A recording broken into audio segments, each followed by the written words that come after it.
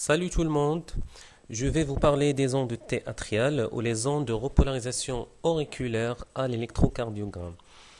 Vous êtes peut-être surpris parce qu'on vous a dit que la repolarisation auriculaire est masquée par la grande dépolarisation ventriculaire, le QRS, et donc on ne voit jamais ces ondes qui sont en fait enfuies dans ce complexe.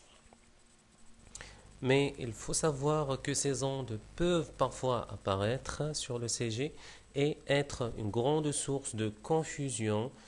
Elles peuvent se confondre avec des sous-décalages ou des sus-décalages du segment ST. Et donc mener le médecin à prescrire des examens coûteux pour une étiologie ischémique qui n'existe pas. Je vais commencer par un cas clinique qui est publié dans un journal médical. C'est le cas d'une patiente âgée de 46 ans qui vient de subir une chirurgie bariatrique par anneau gastrique et qui consulte aux urgences pour des épigastralgies avec une anxiété. On a constaté que la patiente est tachycarde, on a réalisé un ECG et on tombe sur ce tracé. Donc de première vue, vous allez me dire que ce tracé, il nous montre un sous-décalage diffus du segment ST.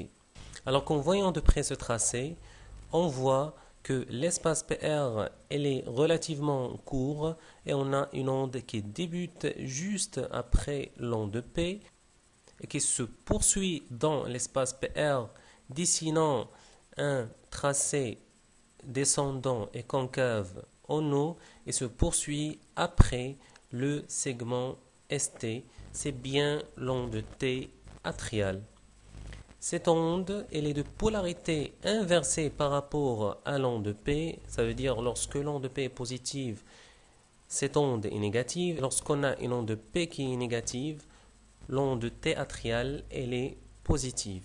Et dans certains cas, comme le cas de la péricardite aiguë, on a une onde T atriale de repolarisation qui est très franche avec un espace PQ descendant comme vous voyez sur ce tracé.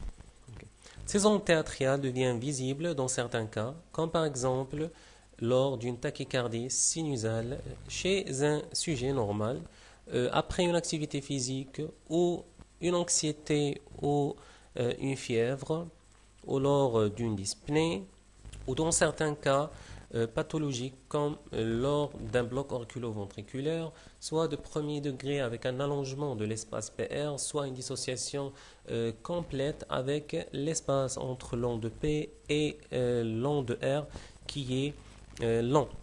Ou lors d'une péricardite aiguë, comme je vous ai dit, parfois aussi lorsqu'on a un infarctus atrial qui vient dans le cadre d'un infarctus inférieur, et lors d'une repolarisation précoce. Donc, modalité des choses, il faut se méfier de ce qu'on voit et toujours lorsqu'on recherche un décalage du segment ST, soit un sous-décalage, soit un sus-décalage, on doit se comparer au segment PR et bien l'analyser que plutôt se comparer à l'espace TP suivant. Merci pour votre attention et bonne soirée.